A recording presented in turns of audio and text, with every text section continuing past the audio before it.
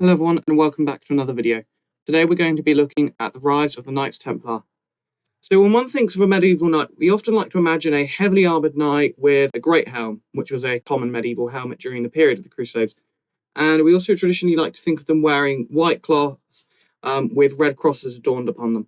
This is due to video games like Chivalry 2, Assassin's Creed, the first one, along with later ones, and generally other sort of films like Kingdom of Heaven. However, in Kingdom of Heaven, a lot of the knights actually had black crosses instead of white crosses, red crosses, with the black cross being more to do with the Teutonic Knights and Knights Hospitaller.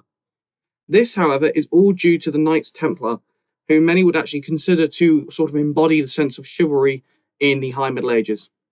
So let's begin, and how did they form?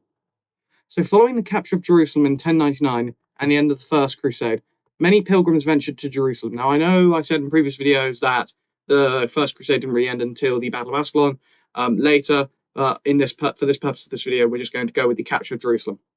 So the main problem was that although they had taken Jerusalem and allowed a sort of Christian corridor to allow Christians to move into the Holy Lands and visit the holy sites, since the sea route was still very much a risky road to go by due to Muslim pirates, bandits still staked those lands, as they always had done, and were killing pilgrims by the hundreds. Now, although the point of the crusade was to get rid of it, and get rid of these bandits, and get rid of the Muslims who were attacking pilgrims, it still didn't really work. So in 1119, the French knight Hugh of Paynes approached Baldwin II and Warmund, Patriarch of Jerusalem, and proposed to them creating a monastetic Catholic religious order to protect the pilgrims. Now, it was never agreed upon until 1120 in January in the Council of Nabules. Now, the Council of Nabules was by the Pope, and this allowed the Templars to be formed, and they were given a wing in the Temple Mount, which is where the Dome of the Rock is. However, when the Christians took it, it was renamed to Temple Mount. Now, it of course required the Pope's approval for such a military order to be formed, as it was completely reshaping the idea of what a priest could be, a monk could be. And although we like to think of the Knights Templar to be mainly a fighting group, in fact, for the majority of their time, they were actually just simply monks. And they followed the same rules as monks that were in Europe. They simply then would do fighting as well. And in fact, they had rules where you'd have to do a certain number of prayers after fighting if you missed your daily prayers. Now, when they first formed, they only had 9 knights and 0 money. So they embraced poverty and chastity, and this resulted in their emblem becoming 2 knights riding on 1 horse, showing how they came from poverty. And in fact, their poverty was quite high, that they were most of the time begging on the streets for donations.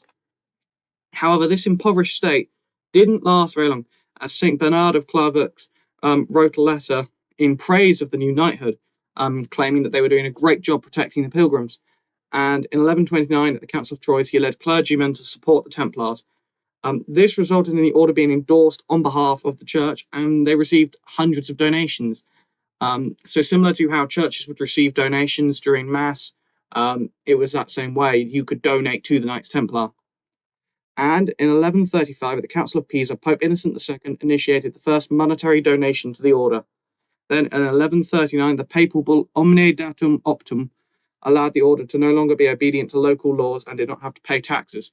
This essentially allowed them to not have to pay taxes to the Kingdom of Jerusalem, the County of Edessa, all of those sort of Crusader states, but also in other nations as well. So Kingdom of France, Kingdom of England, the Holy Roman Empire, they were free from that. However, most of the time they did abide by local laws, even though they were technically not having to, due to the bull, but they still kind of had to, as lots of laws would rather they did. Which is understandable after what happened in the First Crusade, after all, in Hungary, where crusaders would go rampaging and pillaging. Now, with all of this support, the order began to build recruiting houses in Paris and London and other areas in the world, but most notably was Paris and London.